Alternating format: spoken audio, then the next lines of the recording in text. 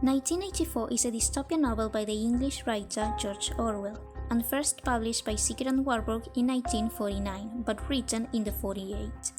The book tells the story of Winston Smith and his attempt to rebel against the totalitarian state in which he lives. Along with Aldous Huxley's Brave New World, 1984 is among the most famous and most cited works of dystopian fiction in literature. Translations of this book are available in 15 languages, and the novel itself has left a profound impression upon the English language. Its terminology and even its author have become bywords in discussions concerning privacy or state security issues. The term Orwellian has come to describe actions or organizations reminiscent of the totalitarian society depicted throughout the novel. Eric Blair was born and spent his youth in India, but he was educated at Eton in England. From 1922 to 1927, he served in the Indian Imperial Police in Burma. Through his autobiographical work about poverty in London, Down and Out in Paris and London, 1933, his experiences in colonial Burma, Burmese Days, 1934, and in the Spanish Civil War, Homage to Catalonia, 1938, and the plight of unemployed coal miners in England, The Road to Vegan PR, 1937, Blair, who wrote under the name George Orwell, exposed and critiqued the human tendency to oppress others politically, economically, and physically. He is best known for his satires of totalitarian rule, Animal Farm and 1984. Both books were widely considered to be indictments of communism under Joseph Stalin, but Orwell insisted that they were critiques of totalitarian ideas in general, and warned that the nightmarish conditions he depicted could take place anywhere. In 1947, a lung infection contracted in Burma worsened, and in 1950, Orwell succumbed to tuberculosis at the age of 46. In the future world of 1984, the world is divided up into three superstates: Oceania, Eurasia, and Eastasia, that are deadlocked in a permanent war. The superpowers are so evenly matched that a decisive victory is impossible. But the real reason for the war is to keep their economies productive without adding to the wealth of their citizens, who live, with the exception of a privileged few, in a state of fear and poverty. Oceania, made up of the English-speaking nations, is ruled by a group known simply as the Party, a despotic oligarchical collective that is ideologically very similar to the regimes in power in the other two superstates, though each claims that their system is superior to the others. The inner party, whose members make up 2% of the population, effectively govern, while the outer party, who number about 13% of the population, unquestionably carry out their orders. The remaining 85% of the population are proles, who are largely ignored because they are judged intellectually incapable of organized revolt. In order to maintain its power, the party keeps its citizens under constant surveillance, monitoring even their thoughts, and arresting and vaporizing individuals if they show signs of discontent or nonconformity. The party's figurehead is Big Brother, whose mustachioed face is displayed on posters and coins, and toward whom every citizen is compelled to feel love and allegiance. Organized hate relies keep patriotism at a fever pitch, and public executions of prisoners of war increase support for the regime and for the war itself. Winston Smith, a quiet, frail outer party member who lives alone in a one-room flat in a squalid apartment complex called Victory Mansions, is disturbed by the party's willingness to alter history in order to present its regime infallibly unjust. A gifted writer whose job at the Ministry of Truth is to rewrite new articles in order to make them comply with party ideology. Winston begins keeping a diary, an activity which is not illegal, since there are no laws in Oceania, but which he knows is punishable by death.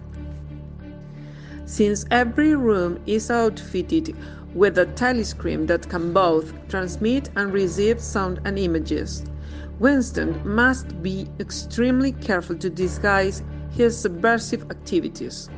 He imagines he is writing the diary to O'Brien, a charismatic inner-party bureaucrat whom Winston believes is a member of a fabled underground counter-revolutionary organization known as the Brotherhood. Winston is also writing in order to stay sane, because the party controls a reality to the extent of requiring its subjects to deny the evidence of their own senses, a practice known as doublethink, and Winston knows of no one else who shares his feelings of loathing and outrage. One day at work, a dark-haired girl whom Winston mistakenly suspects of being a spy for the Thought Police, an organization that hands out and punishes unorthodox thinking, known as thought crime, slips him a note that says, "I love you." At first, Winston is terrified. In Oceania, individual relationships are prohibited and sexual desire forbidden even to married couples. However, he finds the courage to talk to the girl whose name is Julia, and they begin an illicit love affair, meeting first in the countryside, then in the crowded streets, and then regularly in a room without a telescreen about the second-hand store where Winston bought his diary.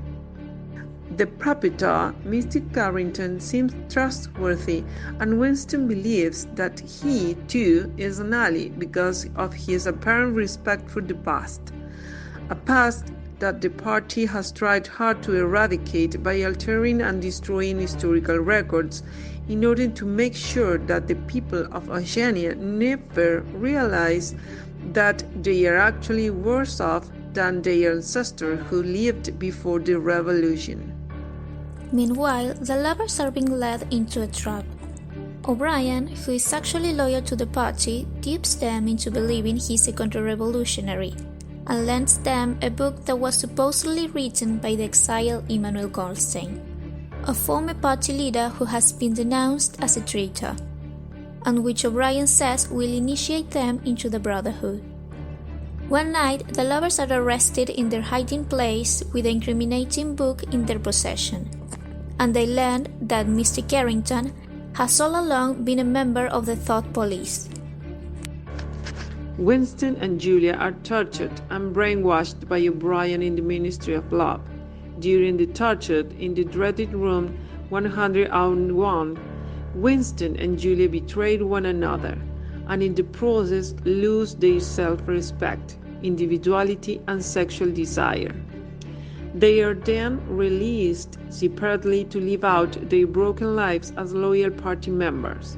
In the closing scene, Winston, whose experiences have turned into an alcoholic, gazed adoringly at a portrait of Big Brother, whom he has at last learned to love.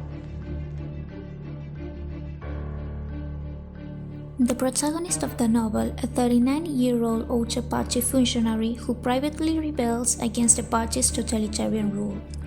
Frail, intellectual, and fatalistic, Winston works in the records department of the Ministry of Truth, rewriting news articles to conform with the party's current version of history.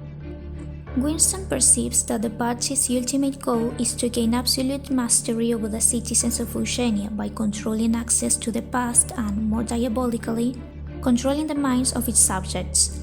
Orwell uses Winston's habit of introspection and self-analysis to explore the opposition between external and internal reality, and between individualism and collective identity. Convinced that he cannot escape punishment for his disloyalty, Winston, nonetheless, seeks to understand the motives behind the party's oppressive policies, and takes considerable personal risks not only to experience forbidden feelings and relationships, but to contact others who share his skepticism and desire to rebel against INSOC.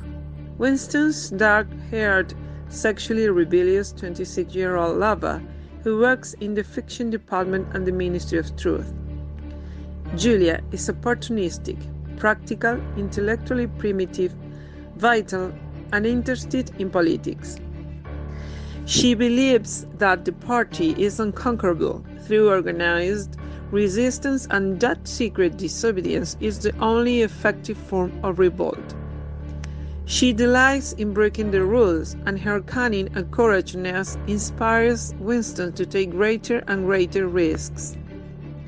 Julia disguises her illegal activities beneath an appearance of orthodoxy. For instance, she is an active member of the Junior Anti-Sex League. The antagonist of the novel, a corrupt bureaucrat, member of the inner party and symbol of the humanizing and the humanized despotism. O'Brien's charismatic appearance and manners fool Winston into believing that he too is working against the party, leading Winston to incriminate himself. Even after O'Brien reveals himself to be the party's instrument of terror, Winston continues to admire his intelligence and at the thought comes paradoxically to worship him as his savior. The elderly owner of the young shop where Winston buys the diary, then the paperweight, and eventually rents a private bedroom for his treats with Julia. Carrington induces Winston to trust him with his apparent reverence for the past, discreet behavior, and mild-mannered exterior. Actually a member of the Thought police, Carrington ensures that the lovers are arrested.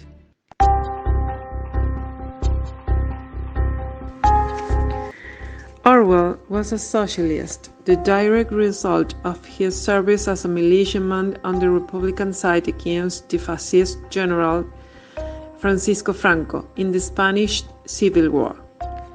Upon his return to England, he joined the British Independent Labour Party and began to write against the Stalinism and the Nazi regime. Orwell was also influenced by anarchist critics of Soviet communism and by the Marxist writing of Leon Trotsky, the exiled communist revolutionary and model for Emmanuel Goldstein in 1984. In 1946, Orwell wrote, "Every line of serious work that I have written since 1936 has been writing, directly or indirectly, against totalitarianism and for democratic socialism, as I understand it."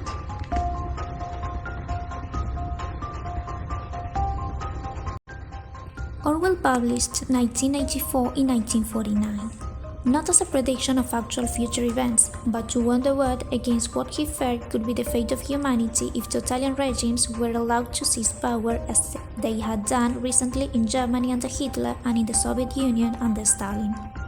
In the aftermath of the Second World War, Anglo-American intellectuals were reluctant to criticize the Soviet regime, despite evidence of Stalin's despotism, because Russia had been an ally against Germany and Japan. Orwell, who witnessed firsthand the Soviet-backed communists' brutal suppression of rival political groups during the Spanish Civil War, returned from the war an outspoken critic of communism.